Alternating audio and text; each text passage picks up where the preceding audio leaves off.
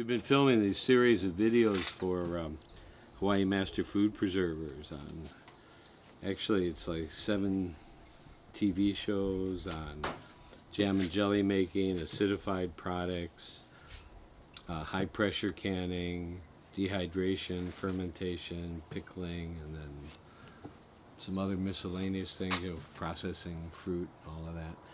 And it's been going really good. It's amazing what you can do with local products of all kinds.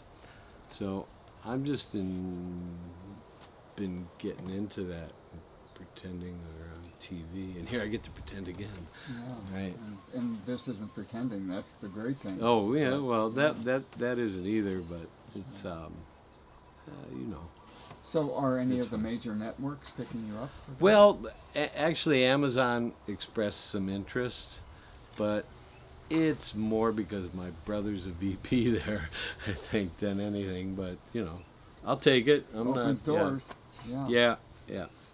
I think the idea of talking story is excellent. You know, people come here every Saturday and talk story about ag and ask all kinds of questions. And the one thing I always tell them is, you got 2 choices, because the first question is, what should I plant? I don't know, what do you like to eat? But you got 2 choices. You know, it doesn't matter if you're selling it or you're just growing it for you. You still have 2 choices. You either grow things that fit into an existing market, like avocados, mangoes, citrus, or you grow new things like ma prang and tampoi and meringue and champadek, and you know, it all depends on your location and microclimate, elevation, and these other things. But within each one of those, there's choices. Now, within each one of the things where there's existing markets, I suggest it's good to look at the USDA statistics. For instance, we grow and sell 1 million pounds of avocados, and we import somewhere between 3 or 4 million pounds. And that was in 2008. So today, nobody has an idea of what's really imported, because they stopped funding that. They don't want us. Who is they? Well, the industry, stopped funding the importers. Basically forced. Well, we're not going to give money for that kind of statistical analysis anymore. We don't want people to know how much you're really importing.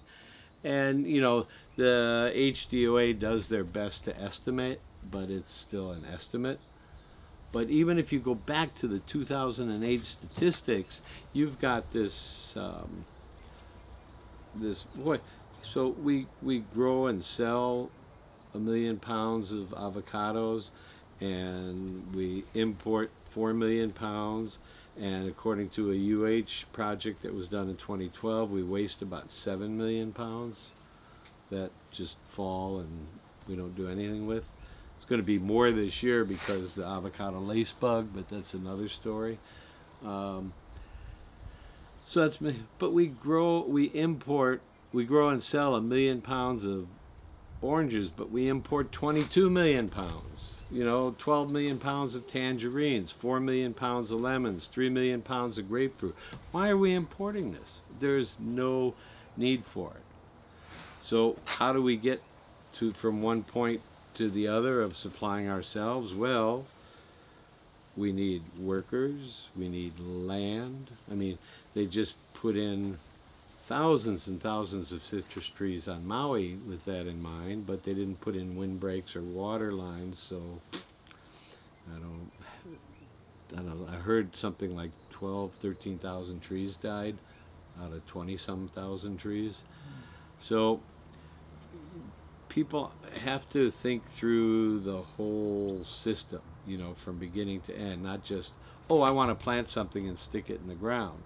You have to think, what are you going to do so that it survives and so that it thrives? And then when you got, 1 or 2 fruit is one thing. What do you do when you have 500 pounds of fruit on your avocado or your orange or your tangerine? Well, we'll just give it to people. Well, if you give it to people, that's a problem, because the real farmers who are trying to make a living off of. That's kind of the problem I have with gleaners. I mean, there's nothing wrong with gleaning and harvesting things if it's going to food banks, but it's not all going to food banks. And I really don't care what they say, because I know the trees, I know the fruit, and I see this out at farmers markets. Our farmers we need education. Our farmers don't understand cost of production. You cannot sell 6 Meyer lemons for $1 when it costs you 28 cents to produce one. It just doesn't add up. So when I told this to a woman once at a market here, she goes, "What are you, the fruit police?" And I started thinking, and as a matter of fact, lady, well, I didn't say it quite like that, but yeah, I mean, somebody has to teach cost of production to farmers, because it's not really getting done by UH, and it needs to be. Bob Dylan said money doesn't talk, it swears, right? It does. UH needs money so they can do stuff like that. The Department of Ag needs money so they can fund statistics, so that farmers can make choices based on accurate, up-to-date information. Well, if we're importing 4 million pounds of avos and 22 million pounds of oranges, which market is it easier to get into? Where are you going to sell your crop? So Well,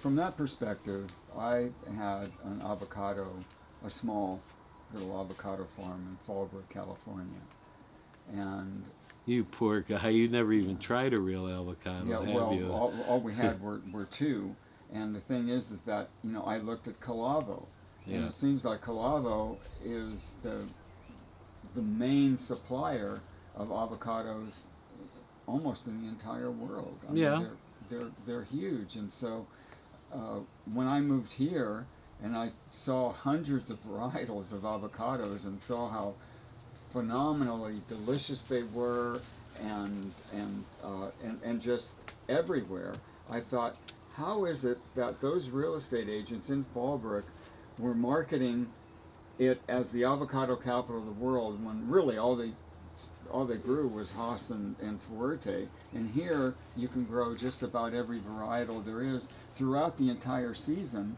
and yet we just were allowed to export our Charwells, and Malamas are coming soon. Yeah, but there's got to be something a little off with that. Oh, it's all politics. I mean, don't you know those California signs that they put up there that no fruit flies are allowed beyond this sign? You didn't know fruit flies can read, did you? Yeah. Yeah. And even the ones that have cataracts like me, they put up signs that are blurred so that they become in focus. Well, and then you have the Mexican cartels, and what are they doing? I mean, that is just insane. They're forcing the fruit flies to go to California. Yes, they are. I have no idea. At gunpoint, no doubt. Yeah. I don't know the whole idea. So I happened to go to Safeway yesterday to bring the produce manager one of our calendars, which I just happened to have here. Now, when I say calendar, it's a perpetual calendar. So it's like, here's January to February, and all it is produce, fruit, and proteins by the month of whatever you want to get. Oh, that is incredible. So I brought one to Safeway yesterday, and he's putting avocados out, and he said, I don't know how we got these, because I thought they banned. He's asking me, I thought they banned all the Mexican avocados. I said they did, and I grabbed one, and the stickers. Avocado from California. Wow, it's like the old days. It's from Randall's neighborhood in California. I couldn't believe it. So they're back, California Haas, at least at Safeway. Of course, that's, $4 for an avocado like this, where go to a farmer's market, you can get an avocado like this, maybe even like that for $2. Yeah. Maybe $1 for one of these, or Charwell, $1.50. It's really hard to say. It's never consistent. And again, a lot of people don't know cost of production. So we had a client in Japan who was buying all the seeds for $1 a piece. You remember, you you contributed, Sure, right? yes, of course. So I can always use more, by the way. Okay. I'll bring you more. Yeah. So but I could go to our farmers market and buy avocados for 50 cents a piece, take them back, wash it off, and make money off of them. Make guacamole for yourself and Yeah, the seed. yeah, pretty much so. I mean, so a lot of it doesn't make a lot of sense. It makes sense, dollars and cents for some people, though. Well, but it doesn't. I mean, you have to sell at a minimum of $1. It costs you. Oh, you have to.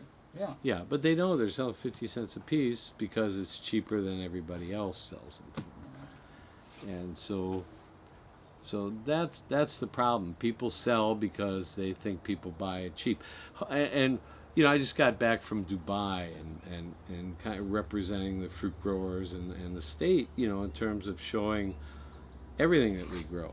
And people could not, what are you selling? Well, I don't really sell anything, but here's the farmers that sell this and the farmers that sell that. You were representing the farmers. Yeah. So I gave out thousands and thousands of business cards of farmers, and then great little companies like Anthony's Big Island Box, Yes. And Barbara's Charwell, and the thing is Ava's tea. The Yeah. tea we have is amazing. amazing. Well, the thing that I wanted to ask now, we are prevented from selling our avocados to the mainland, U.S. So the United Arab Emirates, Yes. Dubai, Abu Dhabi, that is the USA's largest agricultural trading partner. Bigger than Japan, Korea, China, bigger than all of the countries that were Mexico, Canada. The largest is the United Arab Emirates, according to the lady that runs the Ag Trade Office in Dubai.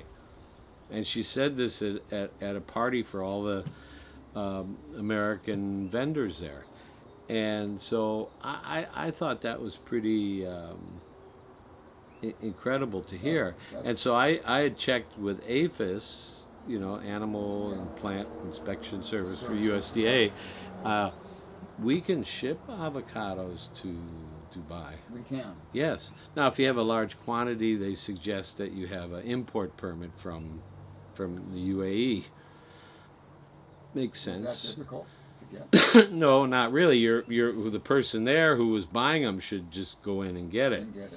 But you can ship gift boxes. So one of the things back in the day when Japan had a boycott of American rice, it wasn't buying any rice to help their farmers get their Yes. business back together.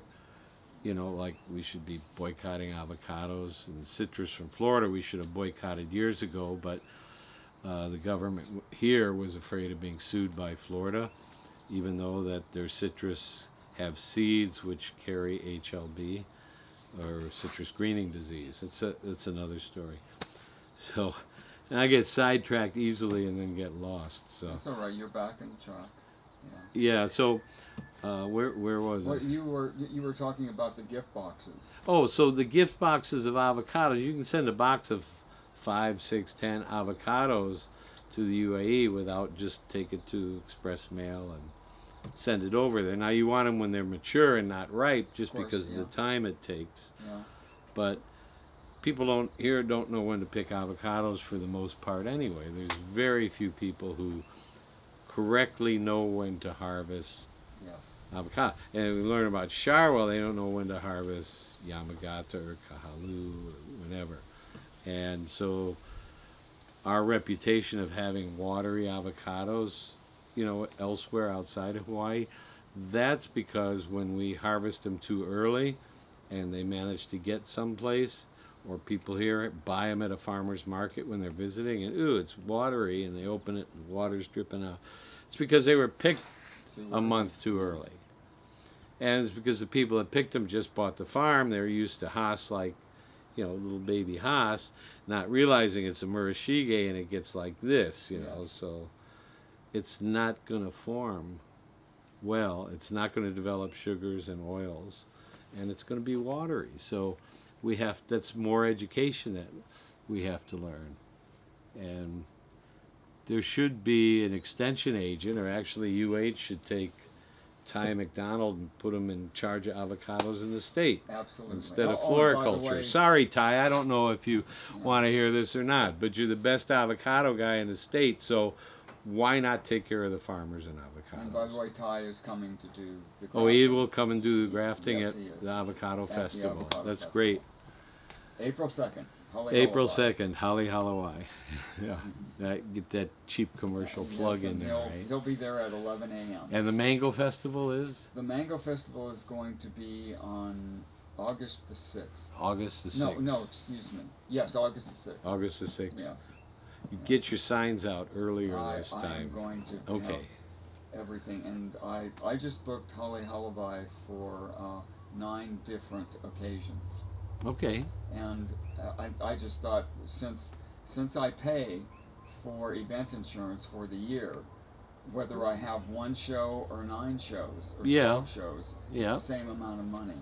So Yeah, kind of, sort of. yeah, it is. It is. Yeah. Well, the insurance is the same, but you got to Insurance pay is the Holly Hawaii Oh, $2,000 yeah. each time, right? Yeah, but that's okay. I mean, I Okay. don't mind, because the thing about these festivals is that, people really need to have something that gives them a sense of joy, and also allows people who live here in Hawaii to sample avocados and mangoes and mac nuts and coconuts and all of the other things that we have. Well, especially now, it's more than a sense of joy. People need to come out of this 2-year cocoon they've been in. Yes, yeah, and, You know. and become the butterfly that they deserve to be.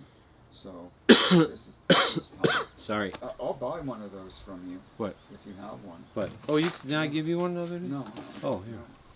No, and you asked me about Mayumi. Mayumi always gives me her new books. Oh, okay. Yeah. Yeah, same here. You going to see her now? Well, I've got to be back by 3, but I think that I'll have time to see it. Yeah. Unless you want to keep going, because there's always... Oh yeah. I miss both of you being have with so much in Avocadra. common. Got to bring Avocadra. Well, we must. How? Help me. How? Is she still willing to... Oh, absolutely, absolutely. How can we get this going? Ken? I don't know. I mean, would there love has to it. be one of those rich sheiks that's into superheroes or something. Yeah, I'm hoping that will... Yep. I should have had her poster up. I didn't think about it. That would have been great. 'Cause I already got the company there to promote it.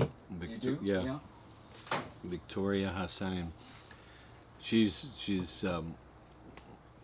was born in Jersey, but she's been living there for years because her husband's a pilot for Emirates, and they're both of Arabic ancestry. Descent, yeah. Oh. I excellent. think she might be maybe Lebanese or something, but she speaks fluent Arabic. So Yeah, I thought she was from there originally, so I wrote her in Arabic, and she's like, "What?" Wrote back because I sit and crammed and memorized the Berlitz Arabic guidebook, so it was a lot of fun. Amazing. And Emirates Airline, Emirates is amazing. they were, I mean, just regular class was better than any first Yeah. class I'd ever been Yeah. on. It was Yeah, phenomenal. Emirates has this one thing. Emirates has one thing I really like when you go to Dubai. So they have the ceiling is like 2 levels. So when they turn the lights out, there's little pinholes in the ceiling, and it's like the stars, The stars, and the Milky yes, Way. Yeah. I was lucky enough to get bumped to first class on Etihad Airlines, the Abu Dhabi Airlines. Never heard of that one. Oh, they're great. It had a shower, probably the size of my garage. Really? Yeah, in first class. Actually, they had 2 showers, and it was like both sides of the airplane, and and all you had little hallways to go to the front, and then these massive showers. Amazing. Amazing. Well, when I was on Emirates, all of the... I kept thinking you were saying Emmerich. Yeah, So- Emmerich, yeah. I haven't seen him for a while. Oh, How's he's he doing fine. Yep. Yeah, that guy's bulletproof. Yeah, He's amazing. In his 80s, he just keeps going Keeps and on going. going, The yeah. original Energizer Buddy. The community really owes this guy a lot too. I mean, he's the first one to send Kona coffee to international competitions and things like that. He was, But, yeah. Yeah, he's He was in amazing. charge of Hilton Food Service for Hawaii, for the state, back in the 60s. Yeah, He knows his he's, stuff. he was just talking about economics one time, and he just said, I don't know what's wrong with you people. I mean, you could just go out and, pick some things, and you could make he said you could make $40,000 or $50,000 a year if you wanted to work. Well, labor is such an issue here. I mean, trying to get it. If you wanted to work. Well, yeah. So, one of the guys that came to Dubai with us was Doug McKenna from Geisha Kona Coffee, and Doug's working on a plan now to bring in workers from the Philippines, with housing, and then people would be able to hire the workers based on a day or 2 days or a week or whatever it worked out to. I met a man from the county that was actually working with that. Or was he from the state?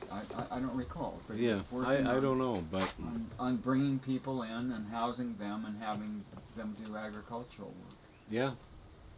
But this would be this island, and people have been trying it for years, and now the Mexican guys like Romero, I mean, they bring in their workers. Yeah. Well, no, even after that, families are all here already, but they bring in workers that they know and trust, which is good, and that's how we have such a large Hispanic community.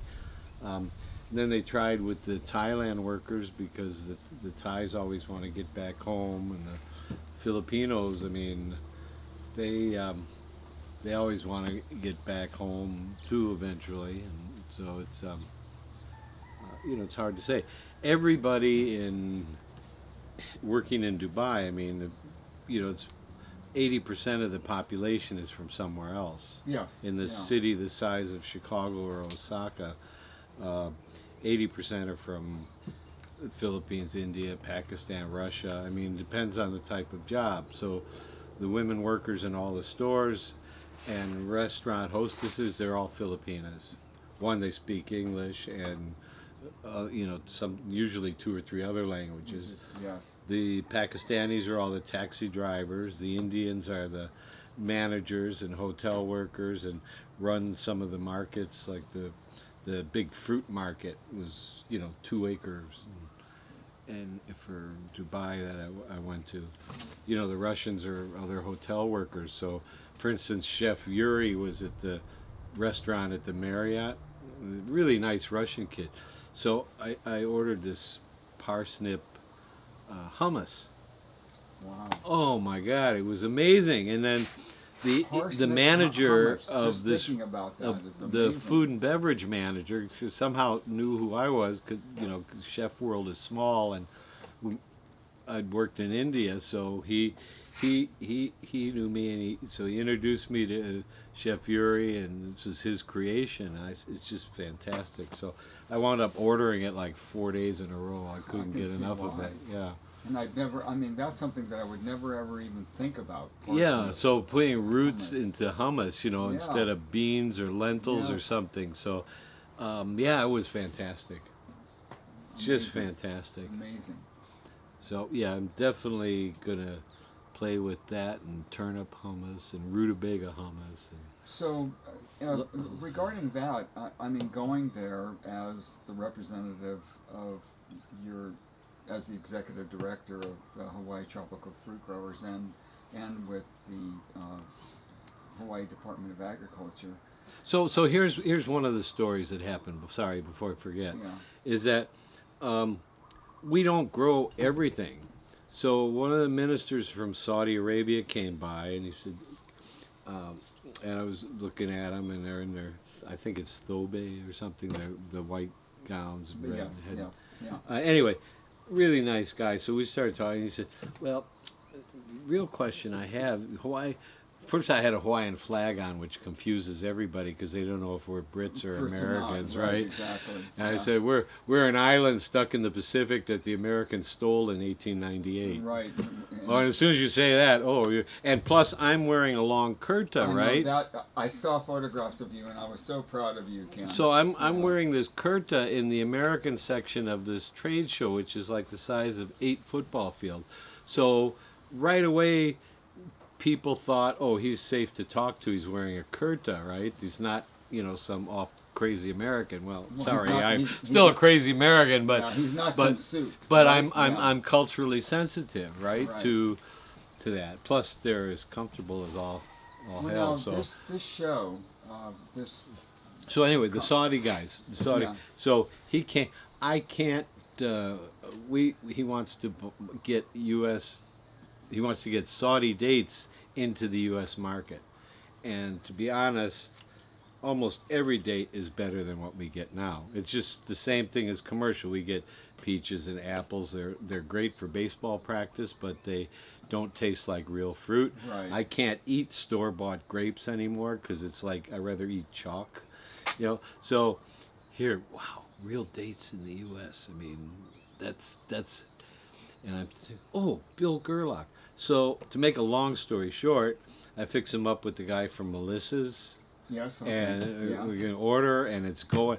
The Oh. Sultan of Saudi Arabia came and gave me a box of dates that are just Congratulations. no. I mean, just so people kept saying, "Well, you're not selling anything. What do you do?" I said, "My job is to help farmers." Really? Yeah. I don't care where you're from. I mean, my first is Hawaii. Of course. That comes first, and the second is Japan because I'm still the Japan Avocado Commission and Yonemoto and those guys. I Right. feel an obligation to work with them to help Japan agriculture, and then I don't care what country you're from. If I can help you as a farmer, whether it's an agriculture question or marketing question, I'll try. I don't, here's a number. I'm not going to make deals for you, but I'll know people who might be able I to will put help. the connections together, and that was the wonderful thing when I went to Oman to get that frankincense, which to me is the finest frankincense in the world. The person that I was dealing with was he was amazing. He was like Yeah. royalty. I mean, Yeah. he had a home that was like at least 4 or 5 stories. He had servants and all Yeah. this stuff. He was a sheik from. But he was bringing me out dates. They were red and Yeah. green and blue and brown. I'd never tasted anything. Oh. So like if you that. really want to have good dates in the U.S., you have to go to Thermal or Indigo, California, right? Right, And it's yeah. not that far from Fallbrook. No, It's just down. the road. I used to go and get date shakes and dates. Oh, and it's things. Shields dates. Yeah. Dates all the time, and the thing is that but that's the date capital of the United States. But to get dates that I tasted in the Middle East was to me something that just put me in this like, oh my God, this is some of the most incredible things that I've ever had. So Vince, who runs the USDA, he's the farm manager for the USDA collection in Thermal. Really Yes. great guy, and his wife's family was one of the first date families when Fairchild sent dates back to the U.S. for the first time ever, in the 1898 or something. Yeah. He's got some just amazing types of dates there for you to try. But he showed me the book that one of the Saudi princes came to visit the USDA collection, and they gave him the Saudi Book of Dates. Oh my God. And he brings it out. It's huge, like this, and it's like all gold pages and things, and it's. I said, wow, and each page is a different date, and there's like 3,000 pages. Oh, I mean, amazing. and he said the book cost he said he wanted to buy one for his friend, but he looked into it and it was like $16,000 for this Just for the book because book, it's all yeah. real gold leaf and stuff. But yeah, it was great. It was just so anyway, I had all these Saudi dates, and then you go into these sections. The amazing about Gulf Food Show is you get to experience things that you don't normally, as an American, get to exhibit. Now I travel around the world, so for me to go get Iranian figs, I know where to buy them in the store in Japan and just pop them in and eat Right. them. But they don't have Iranian dates in Japan, but they did there at the Iranian exhibit, and it's just like 50 of them lined up that you could just sample. Amazing. It is. It was just an incredible thing. And people say, did you go there? There was 1 million people at this show. 1 million people. 1 million people came to this Gulf Food Show. Not Mm. actually 986,000, Okay. I think, was the official. Now, all right. So aren't you worried about COVID? When you get off that plane in Dubai, up the nose, and they check you right there. To go into the World's Fair, Dubai Expo, Yeah. you have to show your Vax card. Right. So I didn't have a problem with You it. I didn't. mean, I had an N95 mask on the Yeah, whole The time. whole time. Okay. So, but I wasn't. For some reason, it just, Well, now, this is something that I found very fascinating when I was there. Is that the people that I was dealing with in regards to this frankincense journey that I was on, I noticed that these people, they were in Oman, and Oman was extremely wealthy. The Sultan at that time, Sultan Qaboos, he was building infrastructure out. There were roads, and there were desalinization plants, Yeah. and hospitals, and everybody there had a car and a cell phone, and nobody knew how to drive. It was hilarious, Ken.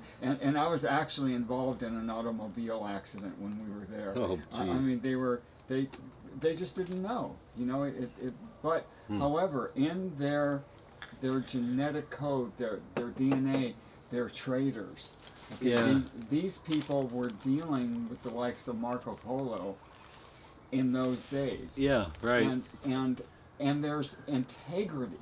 I mean, so much integrity in regards to what they do that the suits in Wall Street would never, ever, ever be able to hold a candle to these men in regards to the way that they did business. Yeah, I mean they're tough businessmen, but man, they're good. They're great. Yeah.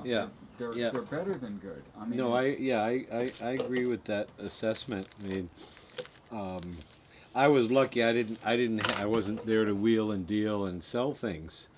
I was there to help people make Well- connections, and so that worked out really well. And I think the connections with the Saudi and with actually a bunch from Oman, and could have been your friend for all I know. Could have been. Yeah. I mean, there were a lot of people from Oman there, and they had a huge exhibit of the foods from Oman. Yeah, and by the way, I'm getting. Let's go back. I'm getting $10,000 worth of frankincense shipped tomorrow from Oman, and what's very, very cool about that was See if they want some real avocados, because all they're getting is from Sudan, bet they do. Sudan and Kenya, I'll bet they do. and of course Mexican Haas. Yeah, but I'll bet they do. And they've never had real avocados to try there. Yeah.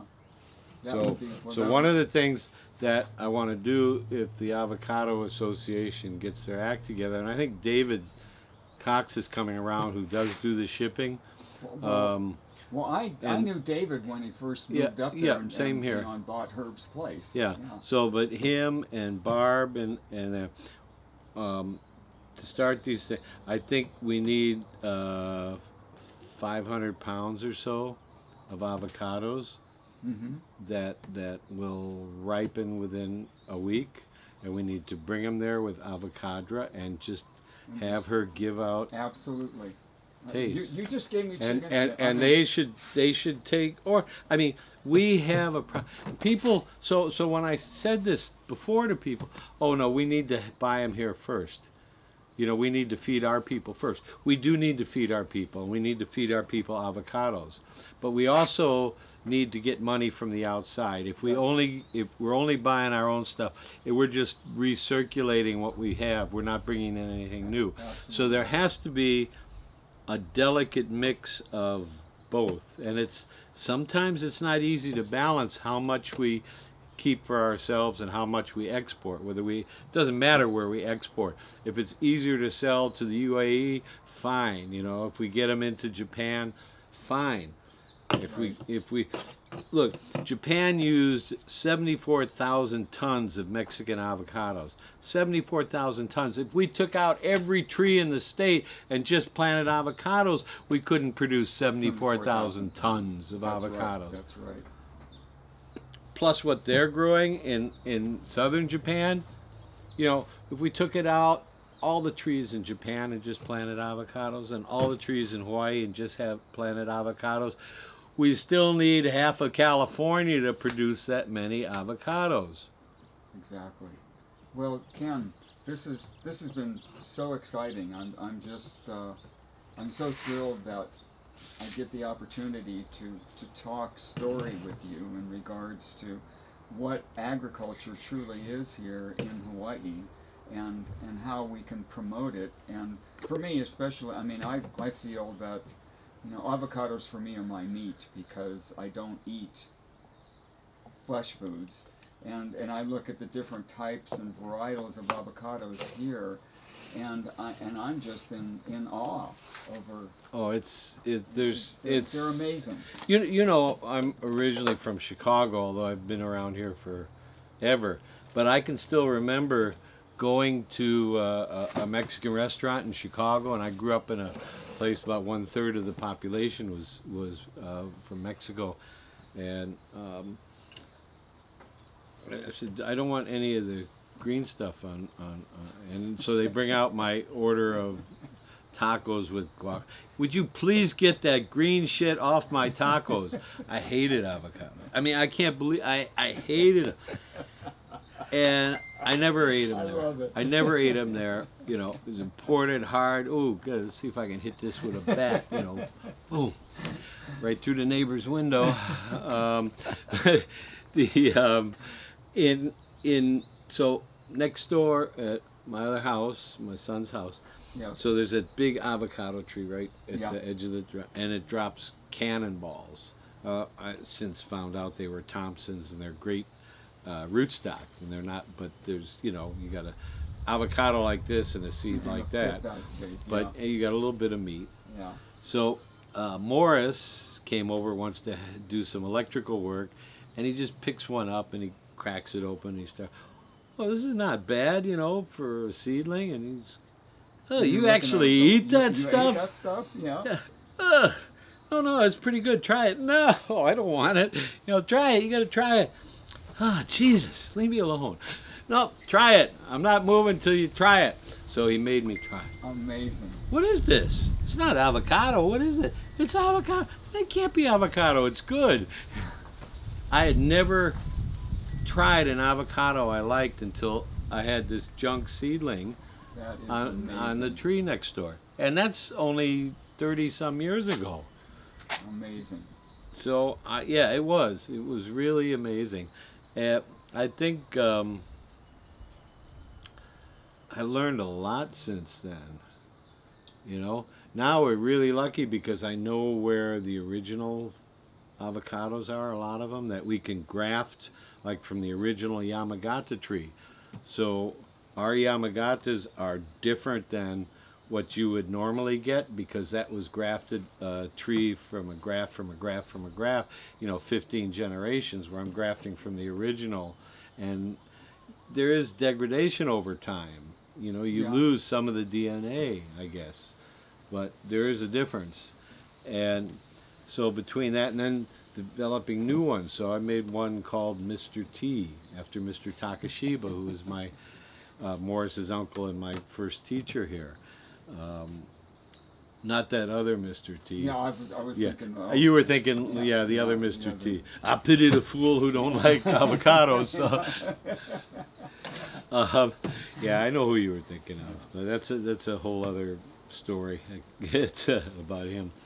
Um, So Ken, in regards to this, I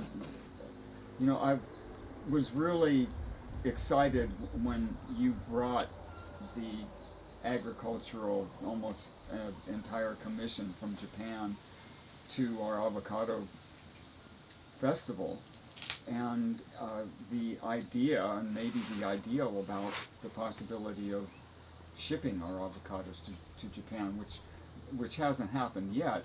But the thing is that you know what the problem is? Can't get the USDA in Washington to send the official request. They're all waiting in Japan, in the embassy, the Japanese Ministry they combine, so no sui sancho, waiting for they're okay with it. Everybody's okay with it except the USDA has to make an official request. Well, is it following the money, or how is it done? You got to go to D.C. and kick somebody in the ass. Whether it's our senators and they kick it, APHIS in the butt.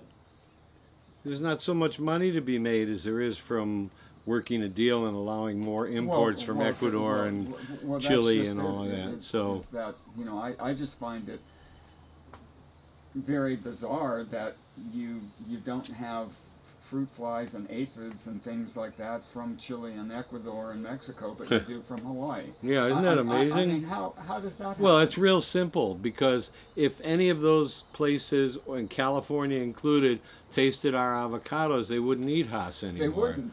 They wouldn't. And before Haas, you know what the #1 avocado was? What? You grew it back in the day. You just said it before. Fuerte.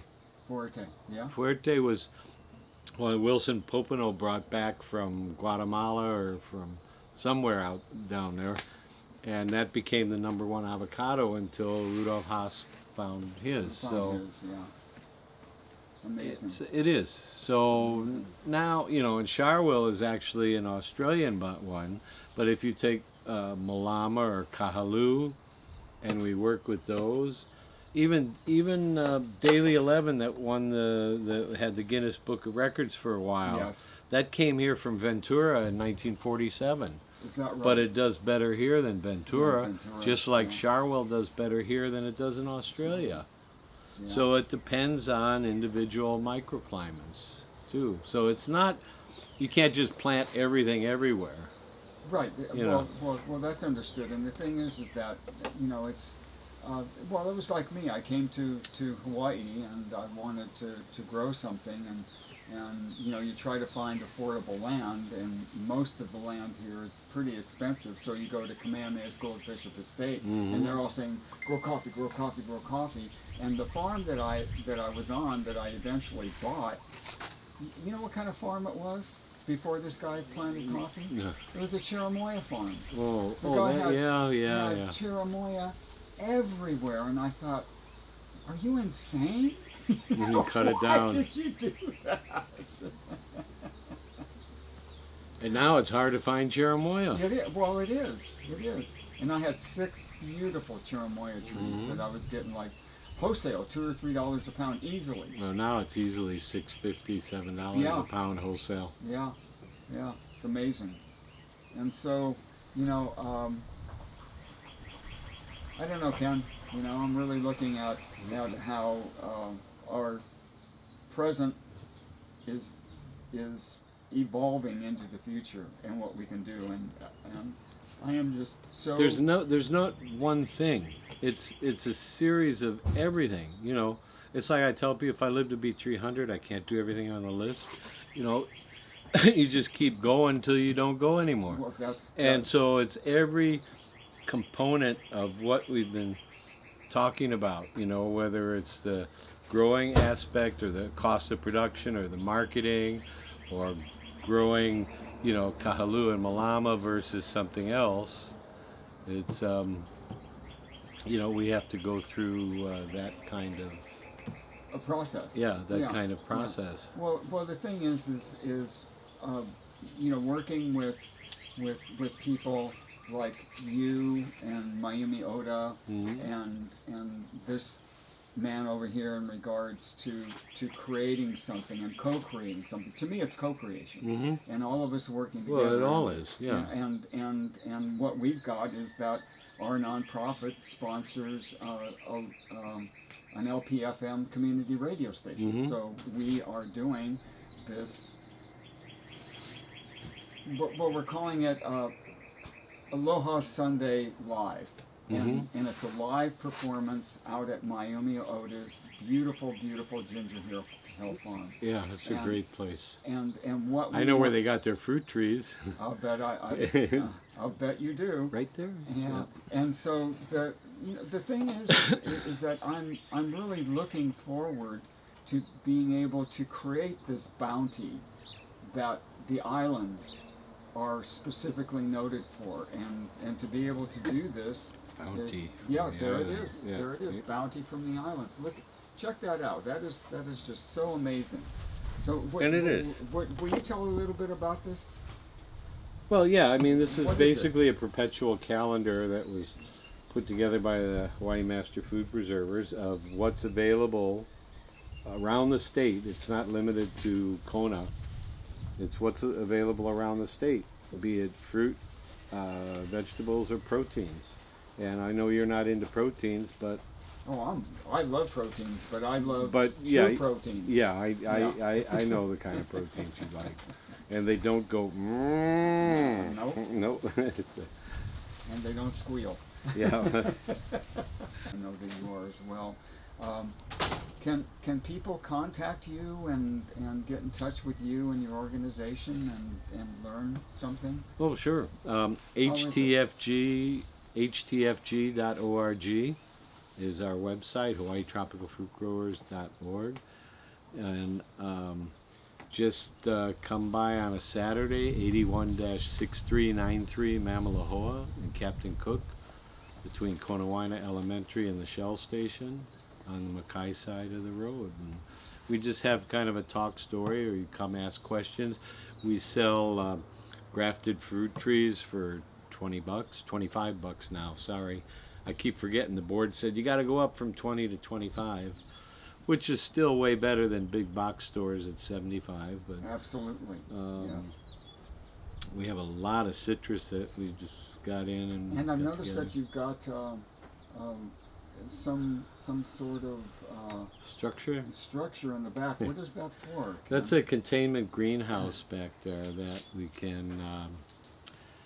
It allows us by permit to bring things in from overseas, plants, and quarantine. For quarantine for 2 years.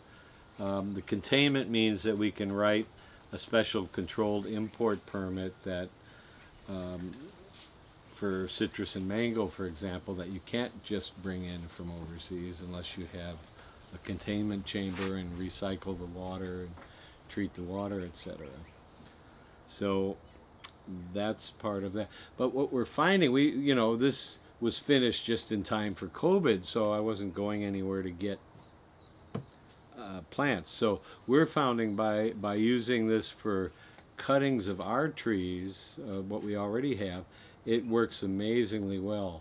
So we can make clones of wax jambu and even rambutan we've got rooting out. Beautiful. Ume plums, local, Ceylon or Mysore peaches, and pomegranates, and just about everything from cuttings. Fantastic. So it works, it works really well. So the next phase for you, what is it? I'm so excited. Yeah, I tried to retire. Now I need a vacation from retirement. Yeah. No, I'm really excited about your trip to Dubai, because that was, for me, going to Oman and getting this frankincense connection was phenomenal. And now that I see what can happen, especially with avocados. From that realm, I just think, my God, I want to really work with you on somehow, some way, establishing that connection between the islands and UAE. You should go back to Oman. and actually, or go back to Dubai and see if you're Oman. You know, just a couple-hour drive for them from Muscat to Dubai. To Dubai, Yeah. yeah. I mean, it's quicker than going to Hilo from here. That's for sure. Yeah, yeah. Well, I just ordered another $10,000 worth of frankincense, so I've got a really good. Now, next strong- time you should be able to trade that for avocados. Yeah, I think that I will be able to. Yeah, Good I idea. think that's definitely a possibility once they get. I would send him a case. Just You know, thank that's- you. You know, just send them 5, 6 avocados, perfectly harvested so that they last. Put them in an express mailbox and send them. Good idea. I'm going to do that.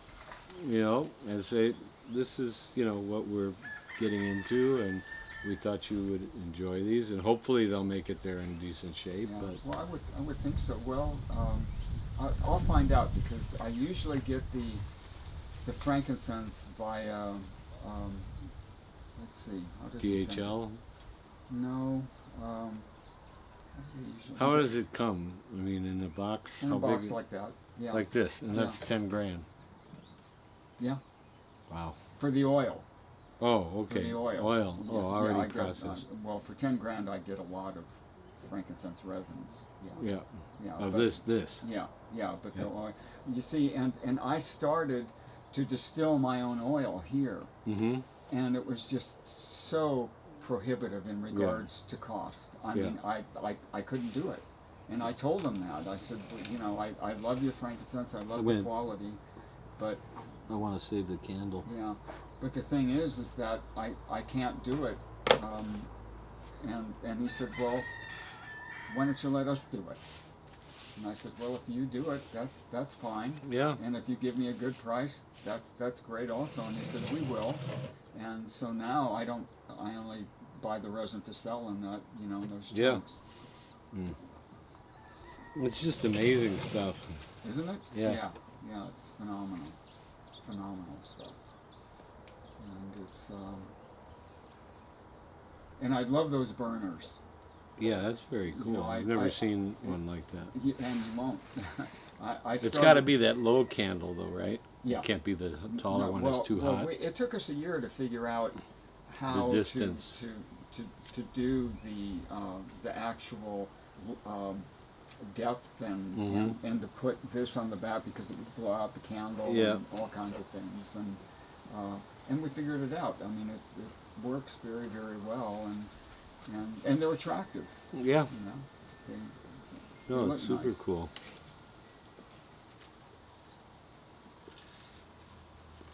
So Yeah. Ken, I want to thank you so much for your knowledge, your expertise, and most of all for your friendship. Oh, well, you always got that. It's great. It's wonderful. So thank you. And any closing statement? Just keep working. I mean, closing statement. You got to just keep at it. I mean, there's no,